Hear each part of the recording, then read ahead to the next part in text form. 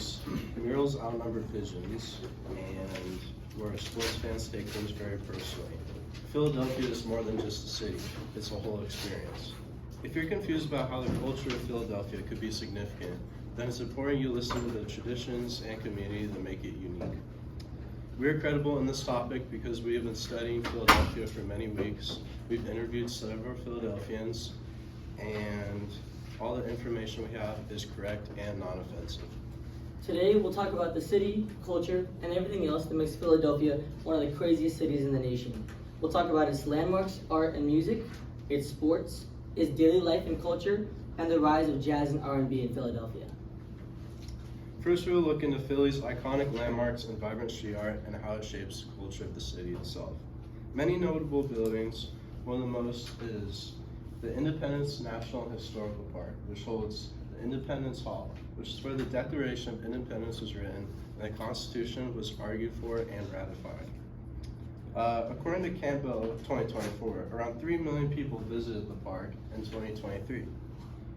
This park holds symbols of democracy and freedom, like the Independence Hall and the Liberty Bell. People visit this park to see where the Constitutional Convention took place and where George Washington was appointed Commander-in-Chief of the Continental Army. Philadelphia also has a wide range of art. According to Philadelphia Convention and Visitors Bureau, 2024, paragraph 1, due to having over 4,300 murals, Philadelphia has become the mural capital of the world. It is known as an outside gallery, where each mural addresses history and social justice issues. They honor influential figures like Martin Luther King Jr. and even everyday citizens. One of the most iconic murals is The Past, Present, and Future, which depicts small paper cranes turning into one massive crane, which basically supports the idea of unity, which combines the past and the present. Murals are a beautiful and educational tool that future generations can use. Philly sports fans are very passionate and fiercely loyal to their teams. They make sure to boast of all their wins and take their losses very personally. Sedemy in 2020 quoted Philly as the second best sports city in the nation. That's due to their passionate fans, their fun environments, and their consistently winning teams. Let's meet these teams right now. So Philly is one of only 12 cities in America with a team in each of the big four sports leagues. Those teams are the Phillies, the 76ers, the Flyers, and the Eagles. Each of these teams is central to Philadelphia pride, and it's funny, shockingly enough, there's a high correlation between when these teams are doing good and low crime rates in the city. There's a lot to celebrate with these teams as well, as each team has won at least 2 championships in their tenure, with the Eagles standing out, winning 5, including 1 this year. But funnily enough, the city's greatest athlete isn't even on one of these teams. It's in fact Rocky Balboa from the movie Rocky. Rocky took place in Philadelphia, and it's one of the most iconic sports movies of all time. Now, Philly has some of the most passionate fans there are, but perhaps a little too passionate, as 6ABC once did a poll where they found 30% of all NFL viewers agree that Philly fans are the most annoying fan base, calling them, quote, loud, rude, and obnoxious.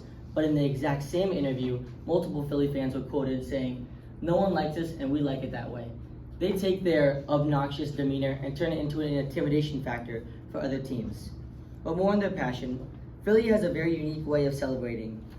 And that way is the tradition of taking over Broad Street and climbing lampposts and stoplights after major wins. Let's take a look at what the celebration looks like. This was Broad Street after the Eagles beat the 49ers. It was so important to experience it with my kid. As you can see with the fireworks, the celebration, the music, it's just one big party across the entire main street of the city. But people do like to climb the poles and the stoplights. And the mayor commented on it this year, saying, fans can be seriously injured if they fall from a lamppost, and large crowds can make it difficult for emergency vehicles to get to an injured person. So the city of Philadelphia prefers to keep the celebrations on the ground. And they do this through a process called greasing the poles, which is where they put hydraulic fluid all over all the lampposts to make it thicker and slippery so it's hard to climb. But Philly fans don't really like this and like to take the stoplights out of the ground and move it.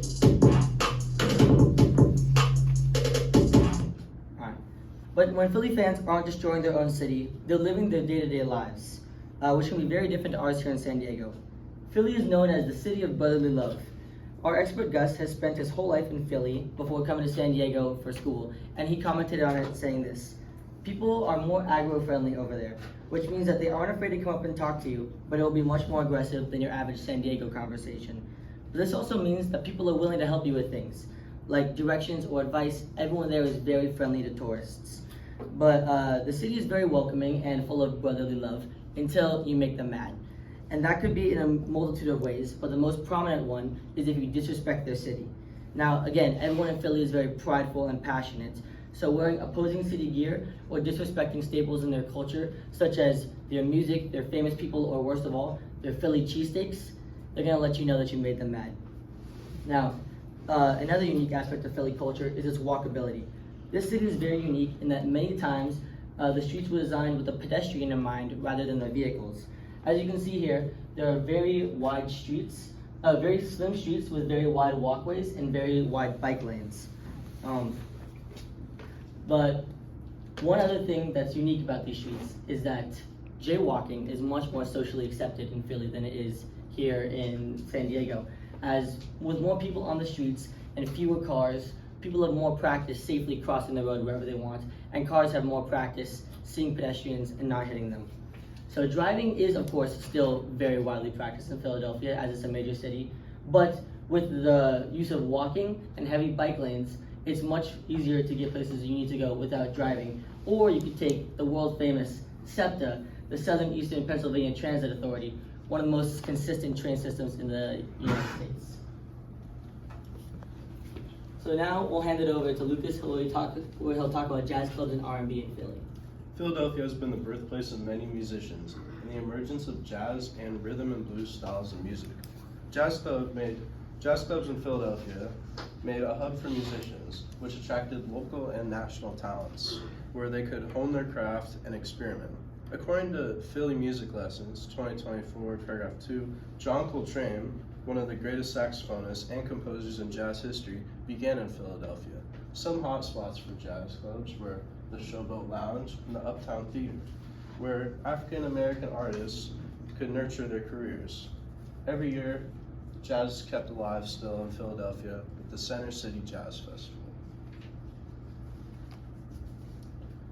New rhythm and blues styles emerged from gospel, jazz, and blues music in Philadelphia. According to McCarthy 2025, Louis Jordan was the most successful jump blues musician of the era. He was a band leader and saxophonist. He formed the Louis Jordan and his Timpani Five, which defined the jump blues styles and had numerous hits. Doo-wop was another style, which is urban and sung on city street corners.